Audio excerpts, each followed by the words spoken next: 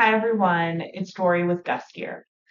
A few years ago, we launched a series called Rays of Hope, which gave us the opportunity to connect more deeply with the incredible families that have trusted Gust Gear throughout their medical journey.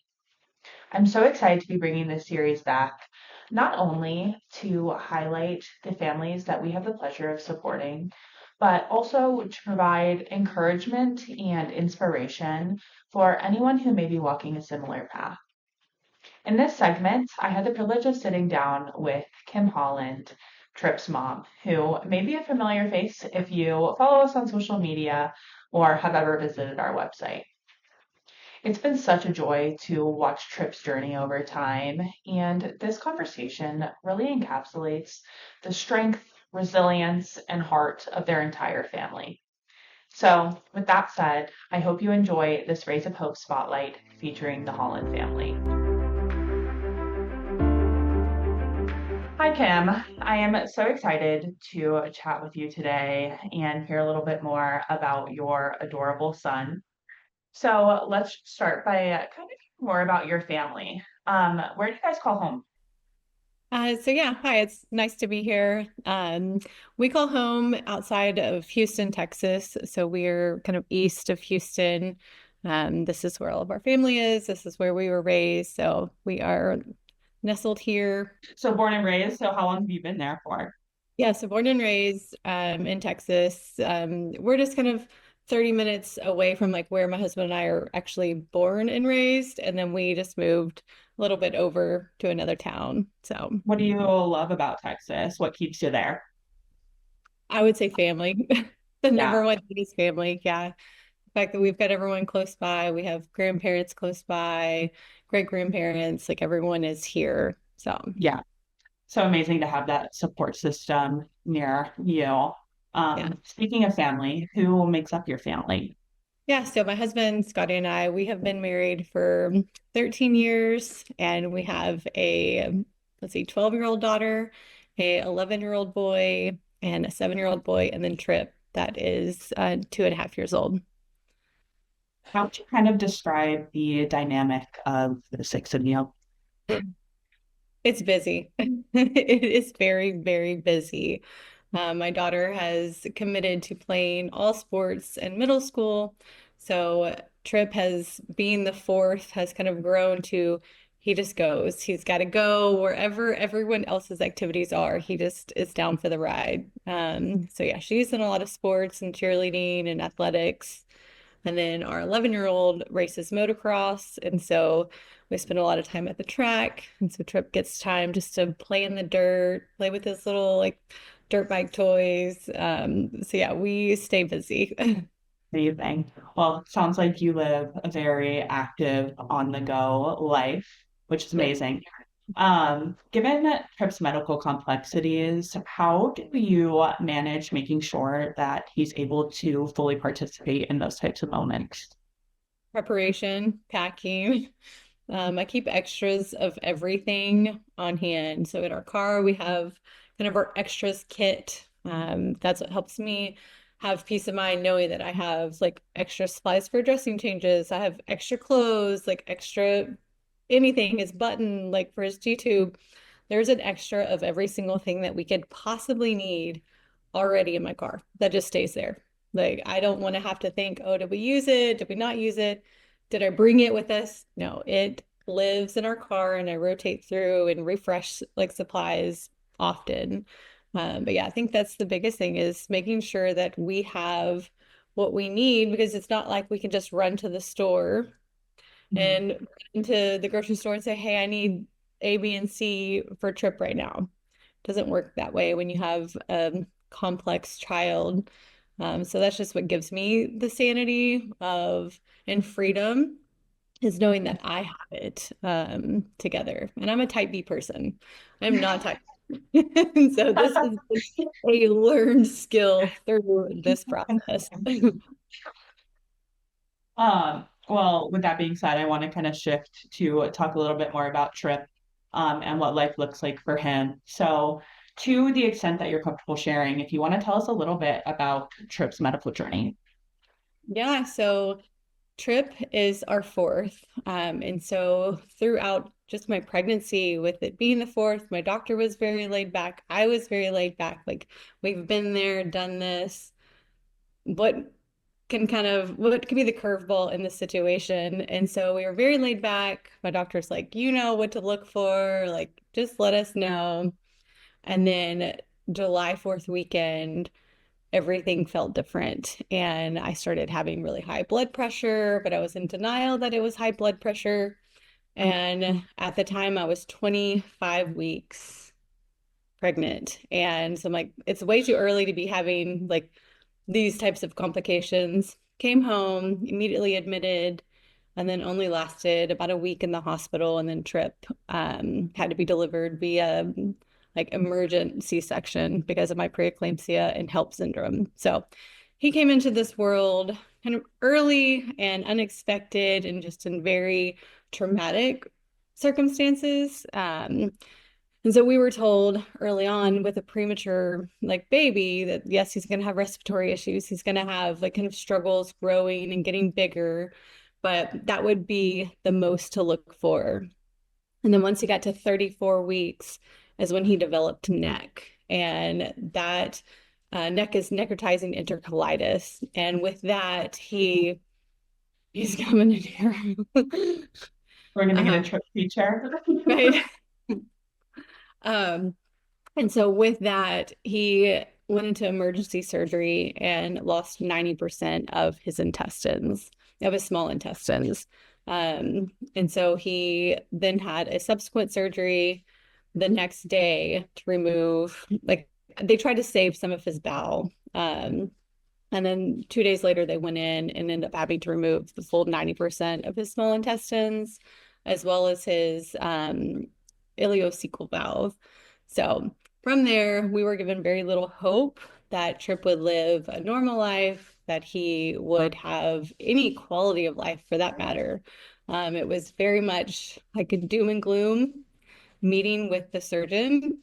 Um, and coming from, yes, he's premature. So it's like we walked that road, and then it was, you might want to just let your child like go with comfort care and stop all like assistance. And it was like, how can we just do that? This is our child, like he's fighting. And so we continued and chose to fight for him. And we're so glad we did because he's such a joy and just happy child. Um, and then we ended up spending 7 months, a total of 216 days in the NICU. So he was in a level 4 NICU. And then we finally got discharged with a G tube and a Broviac and got to bring him home. So it was a very hard start for him and all of us. And it just really showed us like what life is about and like what matters. Because coming from 3 very healthy, easy pregnancies to then experience something radically different, it shook our world for sure. Given that your experience with Tripp has been so different from your other kiddos, when you look back to the beginning, is there anything that you know now that you wish you had known earlier in your journey?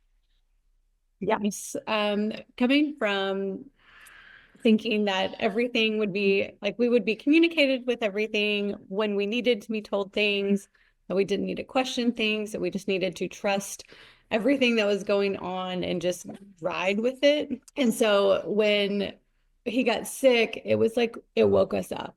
Like we did not know what neck was. We were clueless about that was even something that should have been on our radar, like to even be looking for. Now knowing that he was actually showing signs of that weeks before, but we didn't know. And so I'm like, for me, if I could do it all over again, if I could tell someone what to do before, is as scary as it is to know all the facts and the what ifs, I feel like it could have served us a little bit better to be more informed. So there's no like harm in being informed. Like it's not fear mongering, it's not trying to think worst case scenario, but just to know that these are things on the table that you could like come across, I think would have saved us a lot of kind of the shock of it all. And so now going like from there, I want to make sure I'm informed of anything and everything. And maybe it's a good thing that has been a lesson for me to learn that I have to do my own education and ask questions and push to know more because it's not going to always be handed to us clear and simple. And sometimes we do have to push harder for that information. Is there anything specifically that helped you learn that over time? Any specific moments, anything like that? So another instance was right after we got discharged, and I consider this like my badge of like advocacy, like badge of honor of this is like what helped me realize this is how you can use your voice and fight for your child. Because again, I was more reserved and didn't want to speak up too much. I didn't want to ruffle feathers. I didn't want to do that. And right after we got discharged, Tripp ended up getting a central line infection. And it was a month after we got discharged. And so I don't know if it was something to do with in the hospital and it just kind of carried through because he never showed the actual typical signs of a central line infection. He had a low grade fever. It was like 98.9, 99.1, like very low to call a fever. But he lost all use of his right arm and it just was limp. He would cry if we lifted up his arm.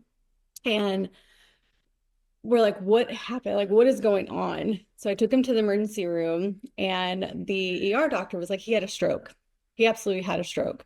And I'm like, there's no way he had a stroke. He's showing like nothing, like defects of like cognitively is going on. He just cannot use his arm now. And I had Googled before I took him in, like central line infection, can it cause loss of use of an arm? And it came up with septic arthritis and osteomyelitis, which is infection of the bone, the joints, the cartilage. And so that was going to, my first instinct was like, that's it. That is what he has. Not knowing anything about those things, but I was like, that matched what he had. So when we went to the ER, he's like, nope, this is not a line infection. He had a stroke. And so we had to do the whole stroke protocol. And again, I'm like, I don't think he had a stroke. I think we need to keep looking because he just wanted to dismiss us and discharge us once the stroke protocol showed negative. And I fought and got us admitted. So he at least admitted us. And it was over, he called it cellulitis. He was like, yeah, he's a little red around like his neck, but that was it. And so every day, it took over 4 days for them to actually find that he did have septic arthritis and osteomyelitis. And he had MRIs, so he had two MRIs, he had ultrasounds, x-rays, and they could not find it until the MRI. And for me, it was like, I didn't stop. I didn't stop pushing that there was something more because I just wanted to send us home and put him on physical therapy to try and regain his arm, like movement. And so for me, it was like the most, I guess, not really rewarding, but it was really, it gave me the confidence that I needed as a very, very new medical mother to say, my gut is right. My gut like did not guide me wrong. And I stuck with it and kept pushing. And when the doctor set me to the side, she was like, we have answers. I'm like, is it osteomyelitis? And she said, yes. I was like, I knew it. I knew it. I knew it. That's what brought me into the ER. I was like, I wasn't going to come to the ER for nothing. And I just felt it from the start. So even my husband was like, we cannot rush to worst case scenario. He was like, that is worst case scenario. And I'm like, it feels like it is though. So Well, good for you for advocating for him. Uh, have you had the opportunity to connect with other families who are navigating a similar experience to you that has also helped you kind of learn things over time? yes, I mean, other families before us are like have been my guiding light. I remember in the NICU, our charge nurse, she was like, I want to do everything by the book and correct. She was like, I have another mom that her daughter, she was her patient like 10 years before. And she was like, she had short gut. I was her primary nurse. She was like, I want to connect you. And then she reached out to that mom and she was like, I want to connect you. And she connected me. And I just would sit on the phone with her at the bedside of Tripp And she would just tell me, like, you're going to be okay. You're going to get through this. Like, just stick to him, like, just be positive with him, and just encouraging me that I was going to be okay and that Tripp was going to be okay. And she is the one who really helped introduce me to the different groups that I'm involved in, like the Shortcut family support group. Like, so she introduced me to that. Um, and then like other podcasts. So it's like she opened my eyes to something that I did not know was there as a resource. And so through there, friendships and other moms that are walking like maybe a year ahead of us, or even moms that are behind us, I've connected with, that we're all just kind of helping walk this journey together, like hand in hand, and just encouraging each other that like we're doing the best we can for our children. Yeah, absolutely. So beautiful that you've been able to find such a strong sense of connection throughout your experience. Uh, Diving a little bit deeper into your support system, have there been anything that clinicians, nurses, hospital teams have done that made you feel especially upheld throughout your journey? I think the biggest is like helping like build my confidence as an advocate of my child. So whether it be advocating and having acceptance of even doing dressing changes, that's like my big thing with Tripp right now, is he's so young. I have to speak up for him. And then having our like home health nurses being comfortable doing a different style dressing change because I'm holding Tripp. Like I don't lay Tripp down and hold him down.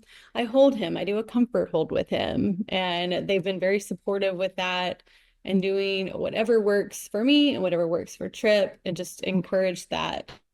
And so it's given me the confidence, even in the hospital, to kind of push for that same of we do things at home this way.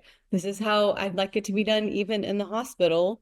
And it's been nice that they've respected that and worked alongside us. Uh, Diving a little bit deeper into your support communities that have made a meaningful impact on your life. Are there any organizations or groups that have been beneficial to your family? Short Gut Syndrome Family Support Group. And I recommend that group to everyone. I'm like, oh, you're getting a shortcut. You need to join this group. Like, you need to get involved in this group, because that to us was to be able to go back and search and see people ahead of us and years ahead, 10, 12 years, and seeing their children really thriving, even if they have their central line still, like thriving and living a very full life, has given us hope that one day we can be there too. And like, it's not always going to be this hard. And yeah, absolutely. Um, so throughout this journey, desk gear has also become a part of your day-to-day life. Do you remember when you first heard about desk gear? Yeah, it was in the shortcut support group. And once I found that, I was like, give me one. Give me like one, two, three, four, however many I need. And I remember my mom ordered his first vest and gave it to us at discharge. So when he got discharged from the hospital, my mom was like, here's his vest, take it home.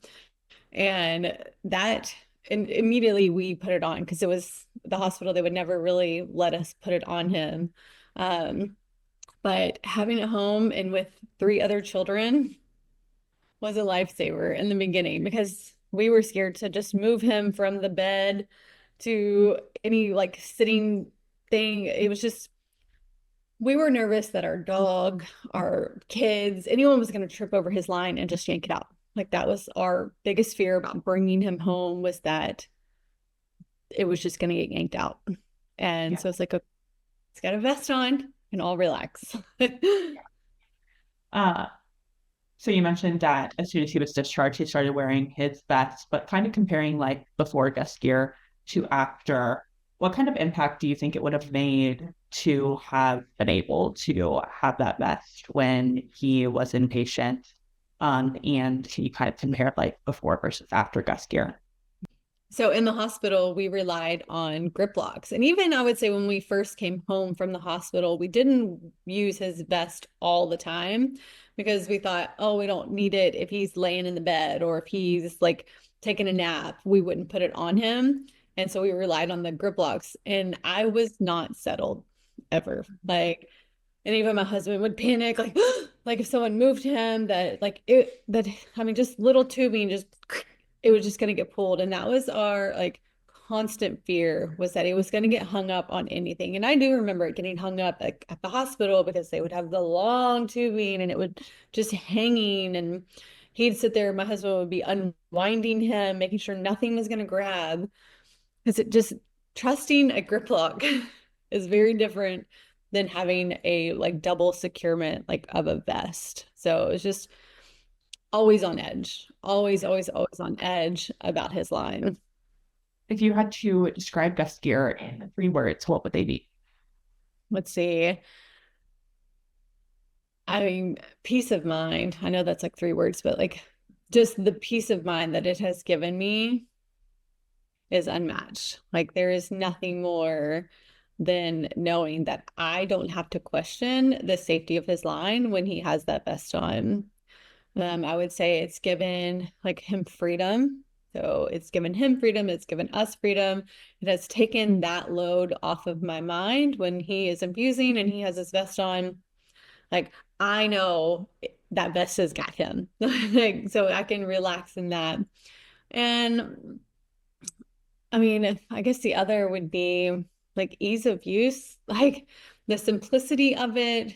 Just, I don't have to, I'm not having to mess with anything. It just clips in. He knows what to expect. I mean, it just, everything about it. I'm like, I could just give enough praises for the Gusky Rest because it really has changed our life. Like when I know he has his vest on, I get to relax. Like we've had like one kind of off story. We've had one tubing break and he had his vest on and his backpack was sitting next to him and he just got up and took off. And I went to grab the backpack to run with him and the line just snapped. And so for me, that showed me his line is not moving. When it is secured, it is secured. The tubing cave of the TPN tubing that snapped before anything moved or shifted within his central line. So for that, I'm like, Yeah. take all my money. He will always have a vest. Amazing. Yeah, those 3 phrases that you used are honestly ones that I use each and every day when describing desk gear. So it's so great to hear from a user that you feel that same way. Yeah. Uh, as you know, we recently introduced our Streamline Lock 2000 vest.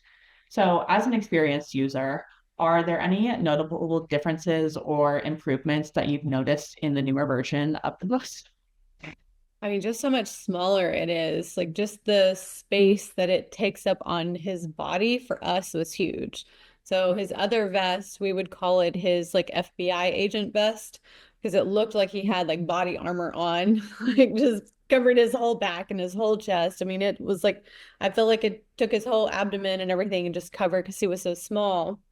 And so now it's just I don't have to worry about the Velcro. I don't have to like the size of it, the heat here in Texas, it gets a little hot. And so he would just be sweating wearing it. So the new one, just how like small it is, how easy it is to just click it in. Um, I love the snaps, like the Velcro and like I said, would leave like marks like on him from the other vest. Um, so it's just the improvements. Chef's kiss. Love them. Pictures I've seen of him in it, it looks like it's such a good fit for him. It fits him so well, which is great. Yeah, it's perfect. Um, it's so great to hear that Gus Gear has made such an impact in helping your family navigate life, both at home and when you're inpatient. Uh, are there any other tips that you would give to families to make hospital visits or medical procedures feel a bit more manageable? Yeah, I would say always keep like your emergency bag and things ready to go. For us, when we've had to make kind of that quick decision, like it's time to go in, I have all of my toiletries and Tripp's things, I already have that prepared for the most part. So then I can just grab everything else. But, and I don't know if everyone does this, but for me, it's like comfort items and chargers and extensions. And so it's like bring all of those things and just to make your stay easier, make everything for your child more comfortable, because you don't ever know when you're going to the ER how long you're actually going to be there. So it's like bring the like staples that are going to make them feel more settled, like with you. So I come into the ER lugging all of like our pillows and our blankets, and I'm like, we might go home again tonight. I don't care if we get like actually admitted. I want these things with us. Uh, so Yeah, I can only imagine how daunting those long hospital stays must be. Uh, do you have any words of encouragement for other families caring for children with medical complexities? yeah, like I mean, we're still very new into it. Like we're only 2.5 years in. Um, I would say the biggest is it's not always going to be this hard. Like it's not like in the beginning, everything felt big and overwhelming and daunting to take on. I mean, I look at even what it was to set up his TPN, like the task of doing that when we first came home was so overwhelming. And you develop your systems, you grow with this like disease in the process. Like you're gonna grow through it and find a rhythm and find your systems, find what works for you. And when you get into those points, it's like you can kind of settle. Your heart can settle.